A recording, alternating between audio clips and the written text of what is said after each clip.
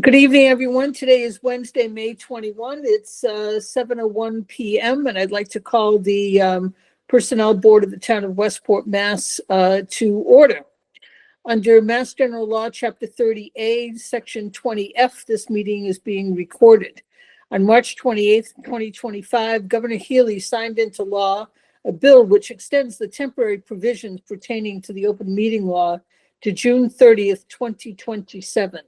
Specifically, this further extension allows public bodies to continue holding meetings remotely without a quorum of the public body physically present at a location, and to provide an adequate alternative access to remote meetings.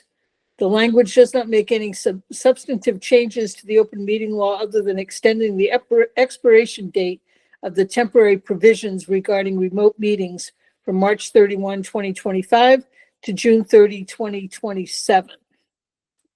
So since everyone is here, I'm just going to take these in the order truly that I received them and the order that they are on the agenda. So tonight we have three job description items that are being presented before us.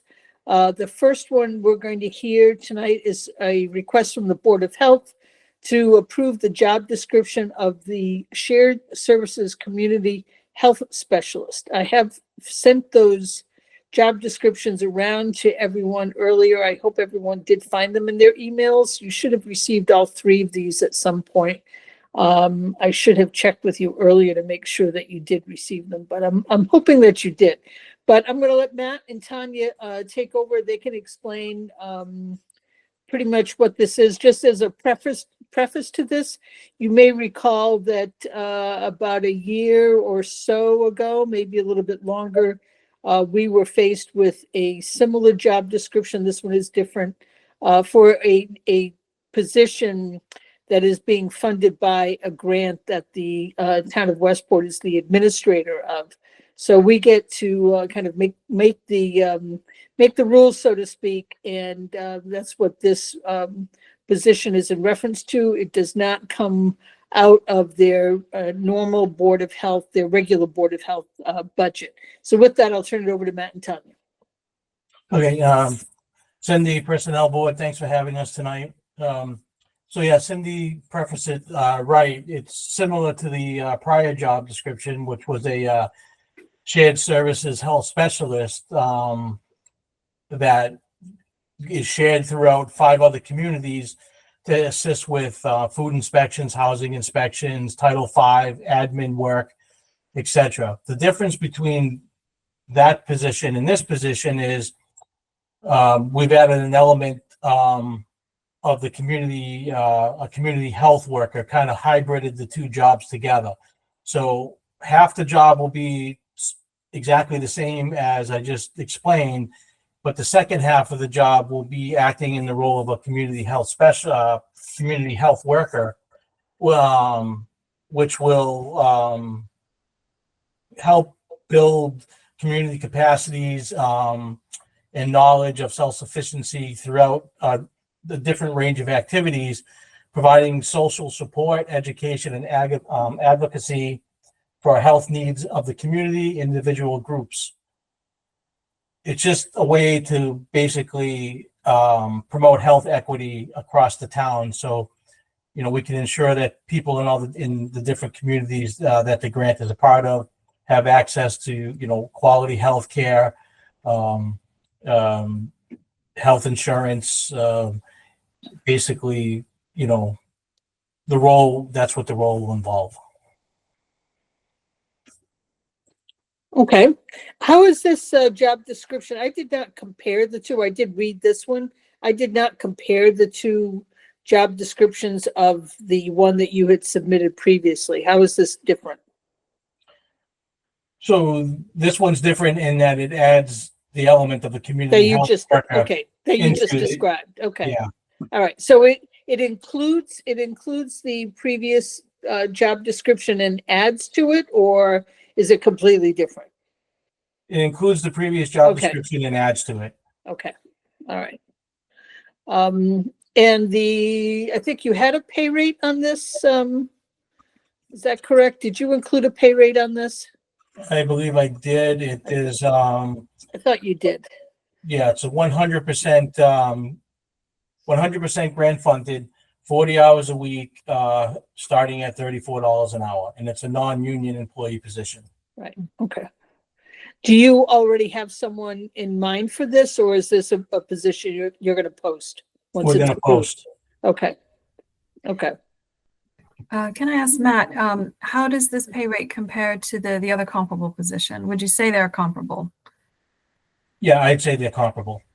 And is the other one priced at around the same for the hourly rate? It is. It's exactly the same, or how, are they I both think it's a pretty- little, because there was a step raise, the percentage raise that everybody gets in town.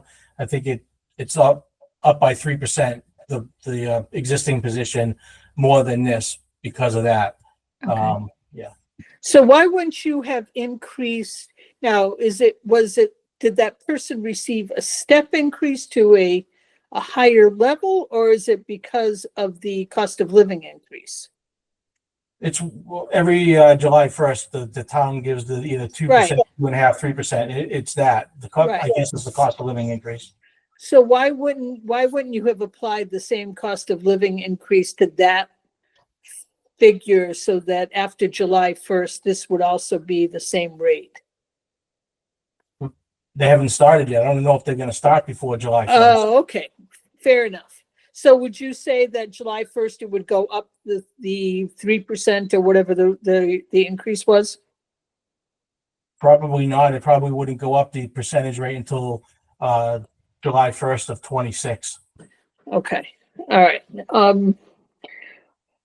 Well, the only issue with that is that that's how we end up with things that are inequitable between positions, that if you were hiring for both of these positions today, would they get paid the same rate? Yes. So do you feel that the person that is in the role currently should get more because they've been here longer or not? I don't.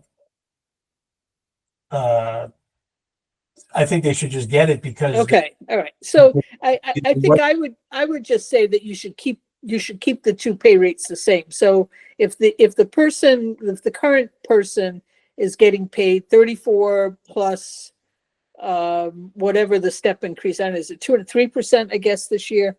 I would add the same 3%. I would keep the two people at the same rate. If you feel that if you hired them both today, they would both get paid the same rate, then I would pay them both the same rate now. Not that this is a long-term thing for us, but it could turn into a long-term issue for us. Because this is how we end up with the people getting paid all kinds of different rates for the same job. Right. And we could get like pay disparities very easy. If you bring that person in and the person in the other job now is going to get another increase in, and then they're off by some dollars between them. And then if they're different genders, it could be, possible discrimination claim. Right. Okay, so then that would mean that this rate would then start at 3502. 3502, and that's what the new person is going to get as of July 1? If that person starts July 1st or after, then I would bring them in at 3502. Okay. All right. And that would be Makes my sense. recommendation. Nancy, do you agree? I would. And probably, Matt, you probably won't get anyone before July 1st. Probably by the time you advertise for it, they probably wouldn't start. I mean, unless you're very lucky, but, might as well start them out equal. Right. Okay. Carrie, what are your thoughts on that? I agree. Okay. Does anyone have any other questions? Tanya, was there anything you wanted to add? You're on mute. Yeah, there you go. No, I just, how do you account for, this is a general question, when people have gained expertise in the job and then they're still getting paid with the same as somebody new starting who doesn't have the same level of expertise? Well, that's totally different. I mean, so, and that's why I asked the question, in that if it were kind of a step increase that, okay, so you've been here a year, now that position, because you've been here a year, you should get more money. One of the things that we do very poorly here, I think, in Westport, and it's something that I think we need to work even in the union contracts to some degree, are step raises, very similar to teachers. Every year that a teacher is there, they receive a higher rate because of their experience, right? Every year they gain more experience, and a first year teacher coming in gets a base rate, and every year they get more. We don't do that enough with positions here. As people start and as they gain knowledge, as you indicated, they're more valuable, and they should get a higher rate.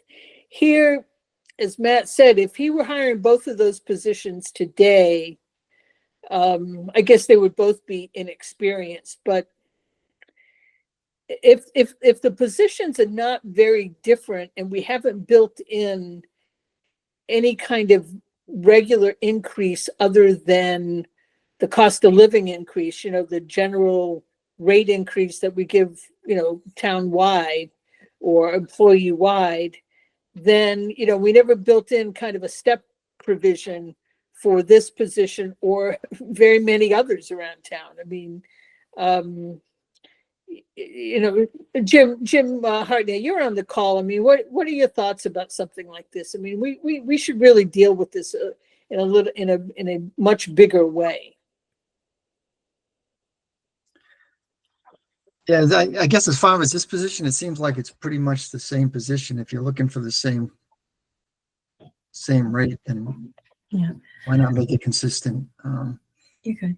I mean, Matt, just so you know, the Massachusetts Equal Pay Act does allow to pay for a higher rate if someone has more experience. That's pretty clear. So if, for example, you do happen to get someone with, say, 10, 15 years experience, the new person, it's acceptable and permissible for you to pay a bit more of a higher hourly rate if you have the budget to do so. I mean, it still has to be within the bandwidth of what would be normal compensation for the job, but it would be permissible, I would say. To Cindy's point, without like a grade and step table, we have no other mechanism to stagger people. But in general terms, like if you happen to get someone who's super experienced and the other incumbent is maybe more junior in their career, you can have a differential, and that would be appropriate. And if you ever want advice on what that could be, you're welcome to reach out to me or anyone on personnel board, I would say. And I guess the reverse would be true as well, that if you had, if the person that's currently in the position is far more experienced than the one that you're bringing in, and you could justify that difference, then, you've got some leeway here. Whatever we decide on the pay rate, as long as it's not $85 an hour, I mean, Right. You don't have to hold yourself to this right now, that this is what the rate is, because I think a lot of it will depend on the person that you hire. You've got a little bit of bandwidth in there as to what you feel that person may be worth in comparison perhaps to the one that's already there. So the person that's there, if they have far more experience than who you're hiring, and you want to keep that differential, then I think that you could do that. As long as you document it, just have some evidence that what it's based on, what that difference is based on, that I think you would be good. Tanya?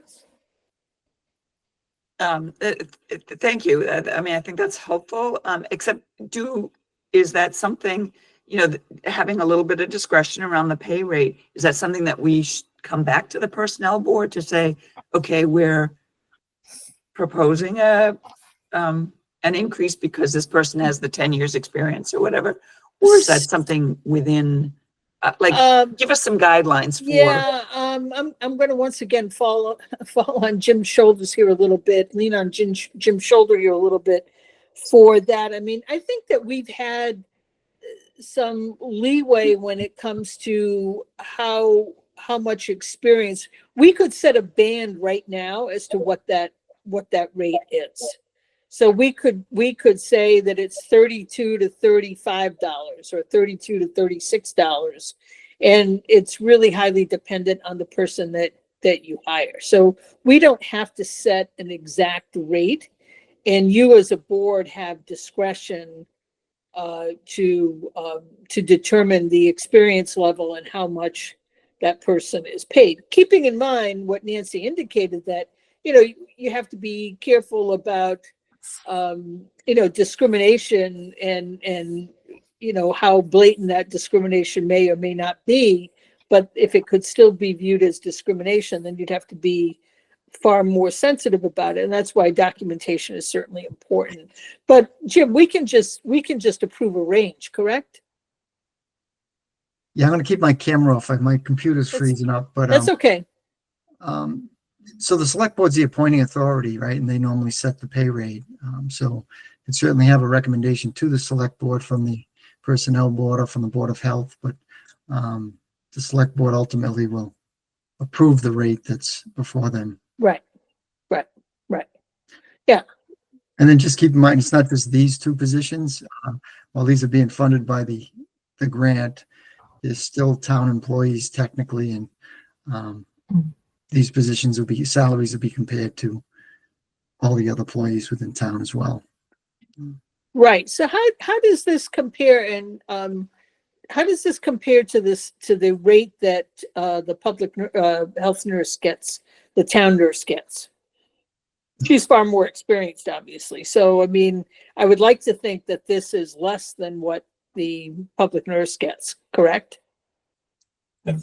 Off the top of my head, I think it's less by $1 or so an hour. Oh, okay. All right.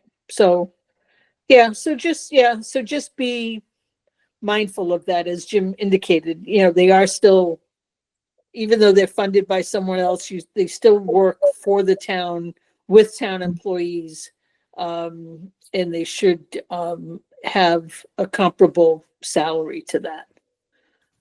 So I think, you know, it will become very clear once you find the right person.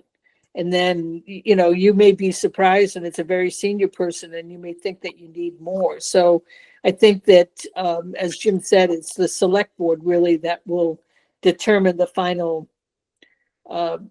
salary for that. Tanya, you have your hand up. I'm sorry. Thank you.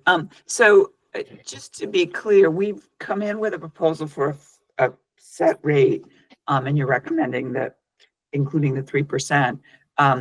Is it appropriate to say, well, can we have both of those positions should, because they're, you know, comparable, even though they have different focuses a little bit? You know, the new one has a little bit more of the community health education, health worker focus, but the skill set is pretty similar.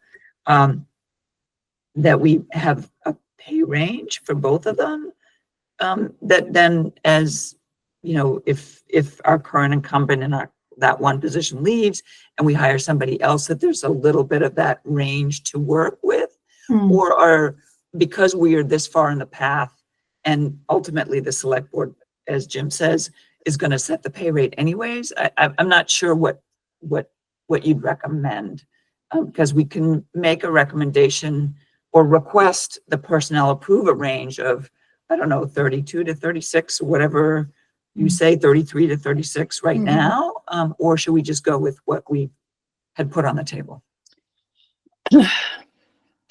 Well, that's a good question. I mean, you know, it's really part of how at some point we really have to roll up our sleeves and try to figure out steps and ranges on this. I mean, quite frankly, I mean, the role of the personnel board in many ways in the past has been mostly about, you know, job descriptions, a little bit with the salary range, but as Jim said, it's really been the select board that has determined what that range is. You know, you may recall a battle that I had not that long ago with the Zoning Board of Appeals. You know, we indicated one salary range, and the select board disagreed and sent it back to us, and we came up with a different a different compromise. So the select board is really very much in the driver's seat in this to some degree. And I think the personnel board is more of the process of determining a range. And I think the select board really will will give you a little bit more specifics as to what level they think it should be. Jim, do you agree with that? Yeah, I think so. If there's a recommendation, like I said, from the personnel board and the Board of Health, the select board will certainly consider that when they make the appointment. Right. I think right now we're looking at the job description. Was there a salary rate with that? Is that also? Yeah, they had included the salary of $34 per hour, which is pretty much what the current person receives prior to the July 1 cost of living increase. Then it goes to 3502. And so that's why I was suggesting that the new person would come in at that same level. But I think for purposes of us, and hopefully it would satisfy the select board, I would be comfortable giving you a range and let you determine based on the candidate, based on how they may be in comparison experience-wise to the person you currently have, that you can determine what level that would be, and take it to the select board. We can approve a range for you. So if we're gonna go that way, then my recommendation would be $33 to $36 an hour. It gives me flexibility if we get somebody with little to no experience versus somebody coming in with all the experience.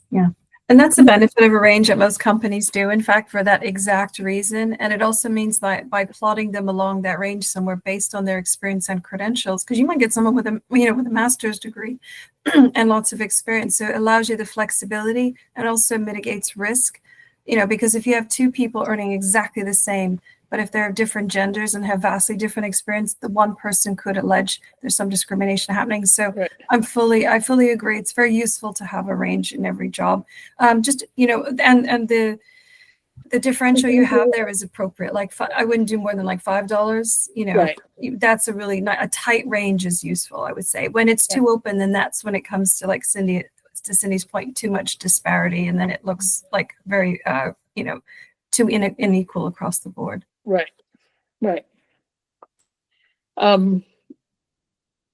Okay, does anyone have any questions about the job description itself? I thought it was very thorough. I think you did a great job putting it together. I don't have any other questions. Carrie? No, you're good. Nancy, you have any other questions about the job description? No, Matt, I think I saw in there it talked about the travel because am I right in thinking that? I think it was pretty clear that it said there's like community travel, but that's quite an important factor. Correct me if I'm wrong, I think I did see it, but just let me know if it's not in there. It's in there. Okay. So yeah, this person would travel, person would be based in Westport, but on Monday or Tuesday, it could be in Marion or in Freetown or Lakeville. So yeah, they're going to move around. They're going to travel. Oh, good. Oh, I see. It's under work environment, frequent independent travel to other locations. That's good because that's just an important consideration for the position. It helps differentiate it from the other, I'm guessing. Mm-hmm. Thank you. Although the other one travels too, right? Yeah, the other one travels too. The other one travels quite a bit. We actually have two people. That other position has 1.5 people, a full-timer and a half-timer. Right. And yeah, they travel all over the place every day. They're in different communities. Right. And I wouldn't expect any less from this position. It would be the same. Okay, thank you. Okay, so I'll entertain a motion to approve this job description with a range of, did you say 33 to 36, Matt? Is that what you said? Yes. 30 with a range of $33 to $36 per hour. Any motion? Yes. I'll motion. Okay, and a second. Okay, so we've got a motion and a second. Any additional discussion? I'm gonna have to take a roll call since we're remote. Carrie Cunha, Yes. Nancy Holsworth, Yes. and Cindy Brown, aye as well. So, okay, unanimous, and thank you very much, Matt and Tanya. And I'm glad that this program has been a success and that you have been able to fill the positions, and that I wish you success in filling this one as well. Well, thank you very much, everybody. Appreciate it. All right, no problem. Thank you. Thank Bye. you. Bye. Okay, so next up, we have a request from the Council on Aging to approve the job description of Communications and Community Relations Coordinator, which used to be called something else, but there's that job description was completely changed, right, Beverly? Yeah, yeah. The original job was for the volunteer coordinator, and we rolled it into an assistant to the director of senior services. We incorporated the volunteer part of it, along with some hopefully assistance to me with writing grants and things. And unfortunately, that never really came to fruition. So that one's going to go in the trash. Okay. But we took some of the best parts of it, and because our board, we developed a strategic plan. And one of the things that we did talk about in our strategic plan, and one of the goals, is to be able to get out to the community to make sure that we're doing outreach and that they know about us, because 95% of the people that returned the surveys all said that they wanted to age in place, they wanted to age in Westport, and they wanted the senior center to be the go-to place to help with services if they need it, with the social services or activities and events or anything like that. So because of that, and we really felt like a communications and community relations coordinator position would be the position that would fill that. And along with taking on some of the roles of training and recruiting volunteers. So we put together the job description based on that. I took out a lot of the other things, and it's actually more simplified. It's a associate's degree minimum position, 19 and 3/4 hours a week, and it's grant funded. It's all grant funded. I didn't put a salary range in. I usually do when I advertise, put in a salary range. Our salaries at the COA are pretty low. I mean, I've got people making, and my driver's not even making $17 an hour. And I've got some of my supportive day staff at 16 something too. So I think this position, the assistant to the director's position was $20 an hour. I think I'd like to put the range at 18 to maybe 20, somewhere around there anyway, to see. And Do you think, I'm you hoping, think you can get someone at that rate? I do, because with the Council on Aging, we get a lot of retirees. And we get Right. a lot of retirees with really, really great skill sets. So that's kind of what we're looking at. Just as an aside, Andy Pollock, who was the director at the Coastal Neighbors Network, is retiring. And I spoke with one of his board members, and she was saying that they got over 120 applications for his position as director. A Okay. lot of them weren't qualified, but out of them, they probably have 30 some that are qualified. So I think, there's an opportunity to pick up some folks with a person with good skill set. So And so since this is a part-time position, they wouldn't bust their Social Security maximum. Right. So in that regard, people are looking for something to Part-time. keep them busy, but not end up not being able to receive their full Social Security benefit. They don't want to do it if they're going to be losing money on Right. the situation. So, And think about it. People are working longer and longer. sure. People are working into their 70s. I mean, we have quite a few people that are, in their mid, even late 70s that are still working for us, driving and working a supportive day. And nobody in outreach is up into that level. I am. Well, I'm not quite 70 yet, but getting close to it. But that's what we thought. The board, we put a lot of effort and energy into this to do this. The position for the assistant to the director, that person has been on medical leave since January. So she has been out, and she's out till at least June 6th, and I don't know if she will or won't be able to come back. And I just wanted to ask you, my thought was, if she does want to return, the position won't be there anymore, but she is eligible to apply for this position. Should that be something that she wants to do? Is that correct? Nancy, I'm gonna far fall as- back as far on as you, the law Nancy. goes? No, I would say you have to be really careful. If she's under protected FMLA leave, She's not. She's not. well, She's part-time. She worked less than 1,200 hours last year. So she's Mhm. not eligible for any of that. oh, I see. So we she went- wasn't able. No, we went through I looked at all of that to see if she was under that, Yeah. but I know with FMLA, it's also so many weeks. So she's been out for since January. So, January. until Okay, June. so yeah, so she doesn't sound like she would qualify for the federal protections. Did she qualify for the Mass State Paid Family Leave though? No, Oh, because she That's- didn't. She probably didn't have the income earnings to qualify. I'm guessing. she didn't. And the town also, I don't think they don't, as far as I know, we don't pay into that, or we're not part of that system. Municipalities are not part of the Okay. paid family medical leave Okay. program, because we did all that research to see. Yeah, that's great. No, that's good that you did, because you would have been obligated to give her same job or a comparable Yes. job when she came back. But I do think it's good practice though to make sure that she's offered something. So if her old job went away while she was on a leave, it's Mhm. good practice to give her sort of first refusal on anything that's coming in. That way, just in case she's claiming any kind of like discrimination, because the pregnancy accommodations is, there's a lot of new legislation now actually that protects these sorts of things. So it's good practice if she was in good standing.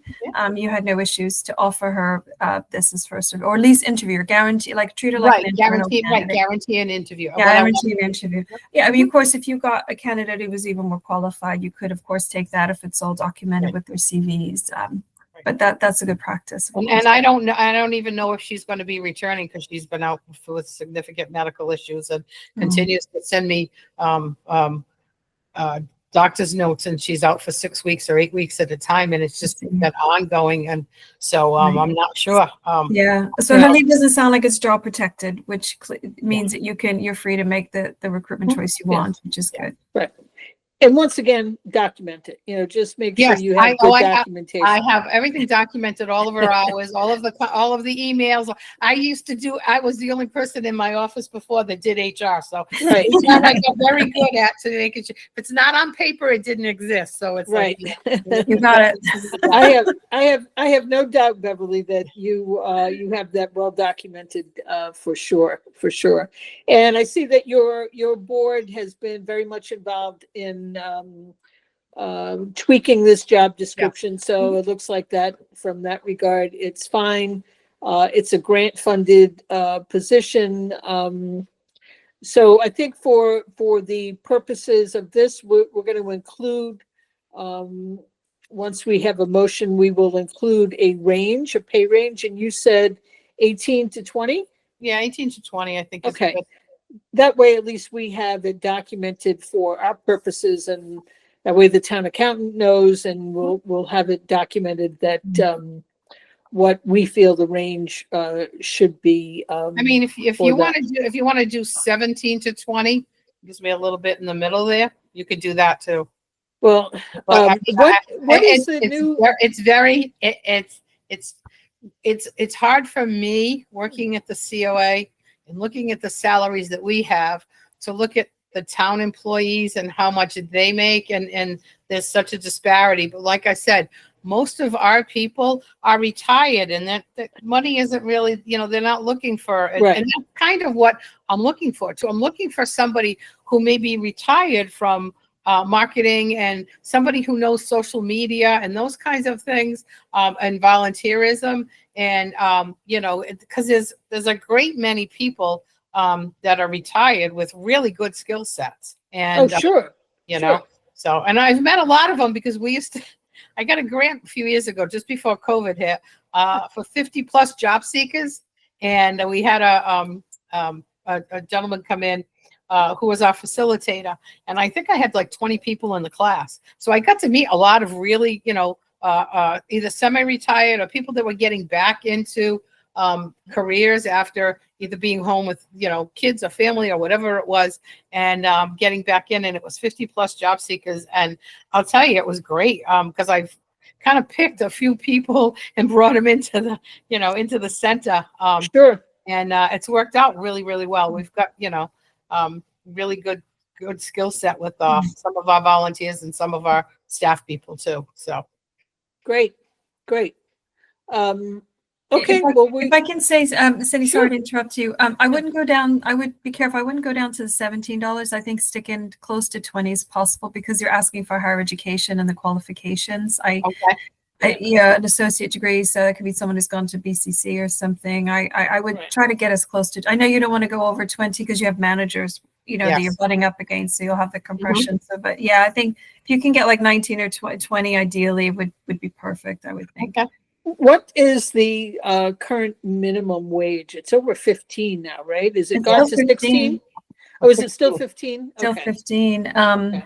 I think it'll probably go up. It's staggered to go up. Right. So we're Okay. good. It's just at $17. Like you were saying, you have your bus drivers, shuttle drivers doing 17. I Yeah. think you want to pay a bit more You than want that. some distinction, right? Yeah.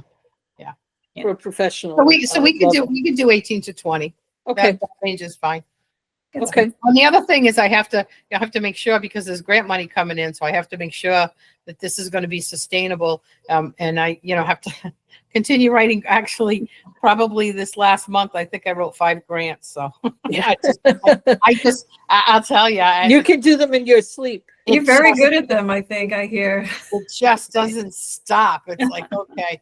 Well, So more than half of the COA budget is funded outside of the town. And Beverly, you do an amazing. excellent job, and you're very amazing. resourceful, and you do a great job in finding little pockets of money. You don't leave a dime on the ground. I'll tell you. $1,000 or $2,000 and $5,000 here, and it Wow. adds up, as you start to do Sure. it. So, Sure. and this is sort of grant writing season. So Yeah. and we did get a grant for the van too. We've got a new van Wow. coming in Oh, June, another one. June Another- of 27. And but I have to tell you, the original price, the last time I got a new van, 14 passenger wheelchair accessible van, the last time I got one was 2018, and I think the cost was $69,000. I seem to remember, right. Wow. It's now $121,000. Yeah. Okay, since Wow. 2018. Yeah. And that's just incredible that it's Right. that expensive. Wow. Right. So, but the town's match is only 15% instead of 20%. So, but yeah, I just got notified last week that I got that. So that Well, was that's great. yeah. So That's we need it. one- We have a 2014 350 Ford Elcar, and it's got probably 145,000 miles on it. So it's we spent Yeah. we spent a lot of money this year on maintenance. Yeah. So, Right. we're ready to, but we don't get it till June of 27. Oh, so you Not gotta even pick 26. the other one. It takes a year. Yeah. Yeah. The town has the state orders from this company, and they do like 3 to 500 at a time. Yeah. Order them for the state, and then they just stop making them, and then they stop bringing them in. So different people get the ends. Well, the town just ordered, or will be about to order, a fire truck, and the cost of a fire truck went up to just about $1 million. Oh, yeah. And it's 3 years. It will be Yes. 3 years before it's done. Mm-hmm. So, the backlog, and it's just amazing how specialty equipment, what a backlog with just, parts, the process, the whole thing of it. So, okay, well, that's great. Carrie, do you have any questions? I do not. Okay, great. I do not. I It's have a great. question about the old position. Do we just get rid of it, or do we just leave it on the books in case we ever want to pull it forward again? I'm We just asking, could, I don't we know. could just leave it. We just leave Okay. it there. Okay, and it's just empty. Okay. It's only taking up ink. That's about, it's only taking up some storage space somewhere. We have no reason why it has to be eliminated. So, Okay. Perfect. Thank you.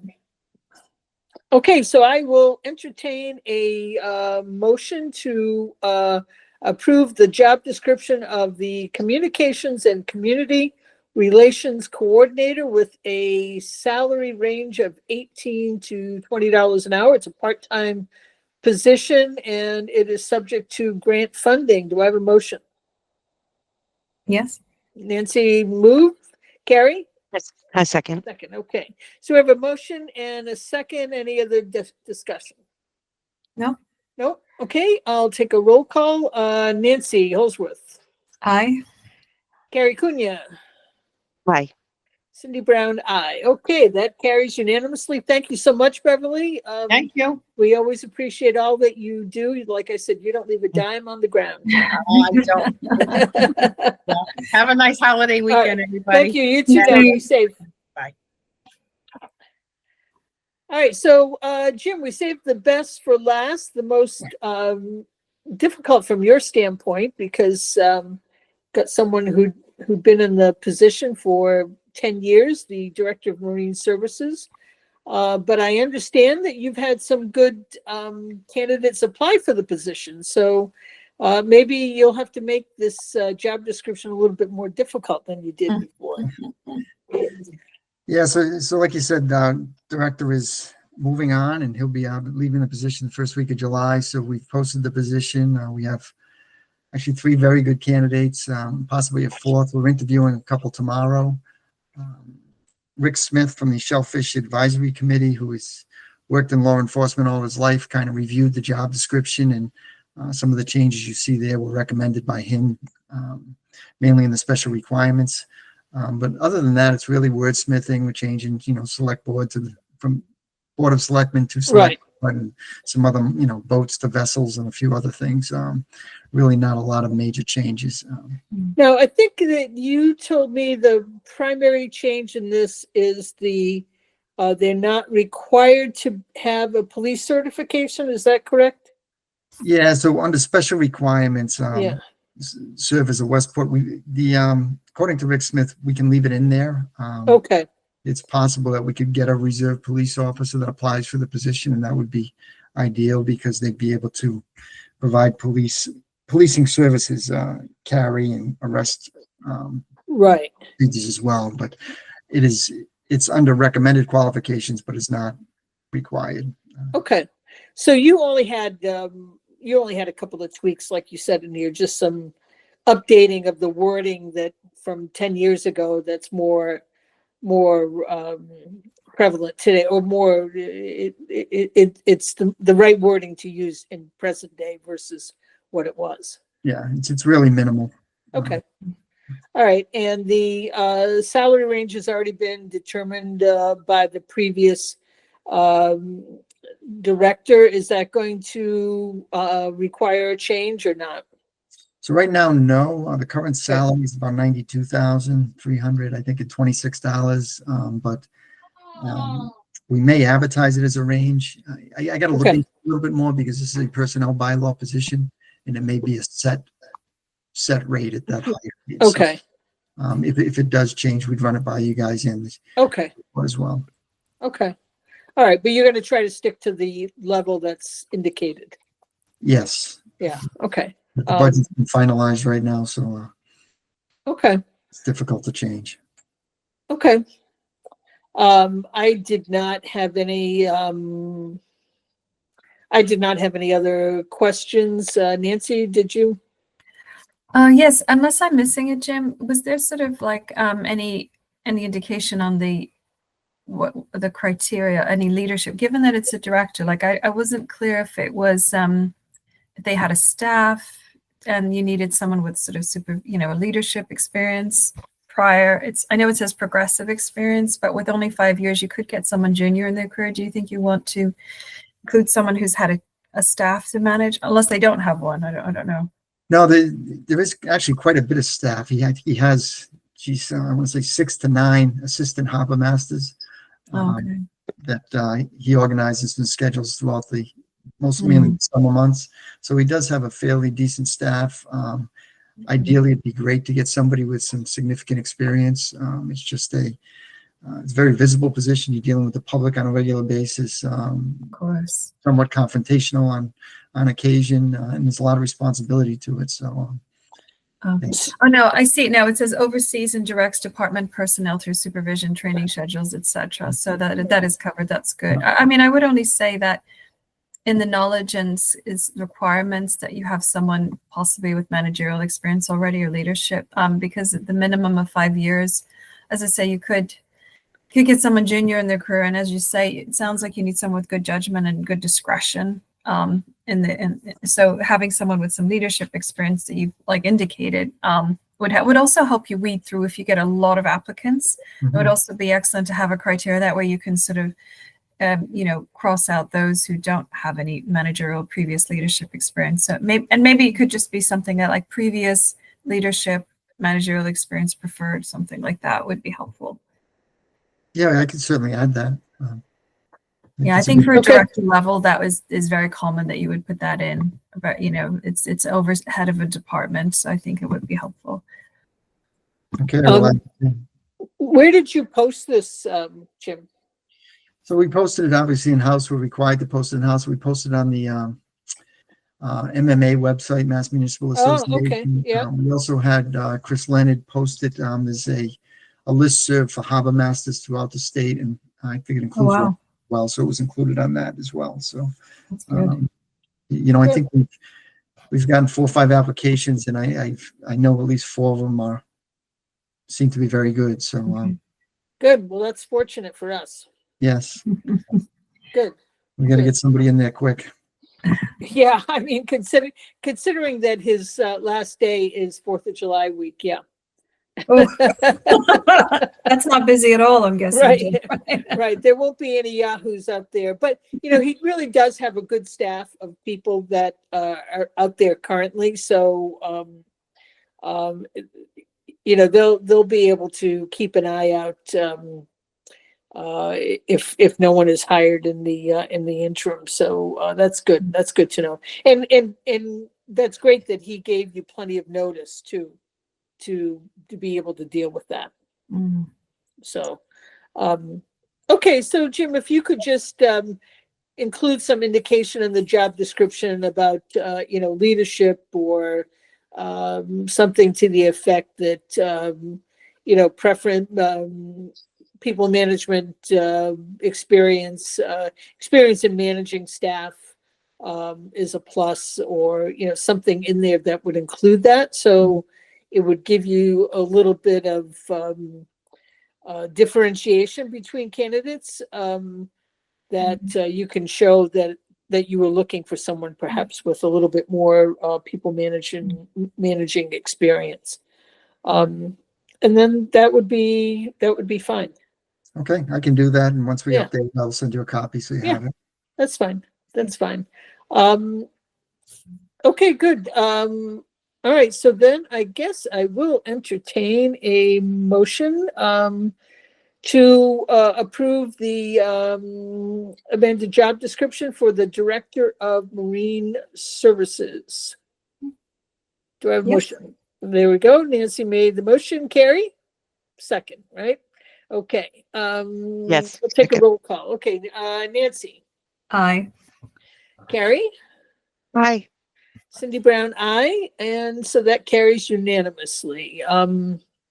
Thank you. Terrific. Okay, Jim, we will talk to you soon. That was an easy night. You're done by 8:00. That's good. It's gonna- Good for you. Gonna teach me to get my agenda items in early, though. Huh? Oh yeah, see, it pays to get them in early. You're right. You're right. You You guys would have have a been done good by night. 7:15. Good night. Have a good night. Thank you Thank very you, much. Jen. Okay, so let's see. We've got some minutes from some time ago, just the one set of minutes.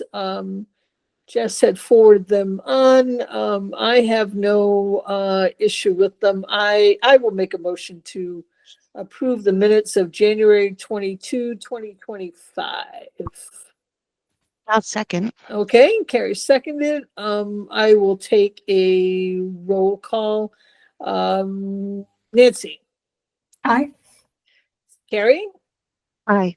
and Cindy Brown, aye. Okay, so I don't have nothing else. I kind of put some feelers out. That's why we ended up with 3 items on this agenda. It only had initially only started out with the one from the Board of Health. And then I put some feelers out that we were going to have a meeting, because too often we have the meeting and then I find out, a week later, they're like, oh, I wish I knew you were having a meeting. And so, That was a good idea. Very, you know, Yeah. it makes more efficient use of our to get together, Yeah, of course. yeah, so I put the feelers out that we were gonna have this meeting, so that's good, and I appreciate everyone's participation. We still do have one opening. Gary could not make it tonight, but we still do have one opening, so if either of you know of anyone that might be a good fit for this, speak up, let them know.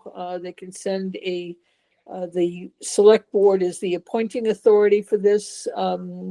They can send a resume to either any one of us, and we can forward it to Paula at the select board office, or what have you. But it would be nice to have an additional member, because it's always a little tight. We just need the 3, but it's always a little tight to make sure that we have 3. So just keep that in mind. If you come across people that you think might be interested, that would be good to know. So other than that, I will entertain unless anyone had anything else they want to discuss. No, No. I'll entertain a motion to adjourn. I'll put that forward. Okay, I'll I bet second. you would. And she'll second it. Okay, so all those I'm gonna do this roll call thing. Nancy, Aye.